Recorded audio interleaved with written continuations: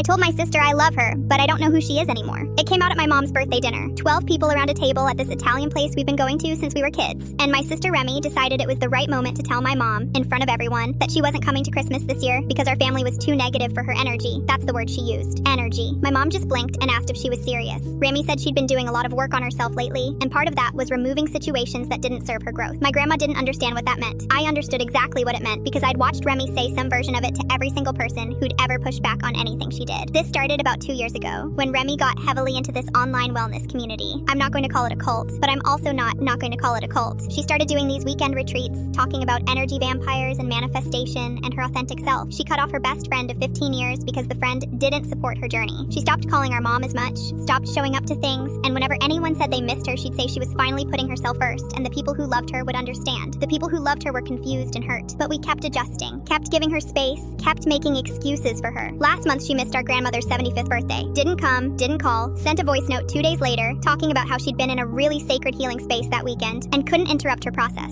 My grandma listened to it twice and then put her phone down and didn't say anything. I watched her face and felt something harden in my chest. So at that dinner, when Remy started explaining why Christmas didn't serve her growth, I waited until she finished. My mom was doing that thing where she smiles so she doesn't cry. My aunt was looking at the bread basket. I put my fork down and said, "Can I say something?" Remy said, "Sure," in that patient voice she uses now, like she's prepared to educate whoever's speaking. I told her I loved her, that I wanted to be really clear about that first. She smiled. Then I said I didn't like who she was anymore, that I hadn't for a while, that watching her talk to our mother like that at her own birthday dinner, after missing Grandma's 75th, after disappearing for 2 years while telling us we weren't evolved enough to understand, I was done pretending it was okay. The table went completely quiet. Remy's smile didn't drop immediately. It kind of faded slowly, like it took a second to reach her. She said I was projecting my own resistance to growth onto her. I said, "Remy, Grandma cried on her birthday, not because she was sad, because she kept checking the door." That landed. I saw it land. She opened her mouth and closed it. My mom quietly excused herself to the bathroom. My aunt put her hand over my grandma's hand on the table. Remy said I had no idea what she'd been through the past 2 years, how much internal work it took to get where she was. I told her I was glad she was healing, but healing wasn't supposed to leave bodies behind. That every person who'd ever loved her had spent 2 years shrinking themselves around her new personality, trying not to lose her. And she hadn't noticed because she wasn't looking. She pushed her chair back and said she didn't have to sit and be attacked. She called us all selfish, backstabbing pigs and ran out of the place crying. We haven't talked since.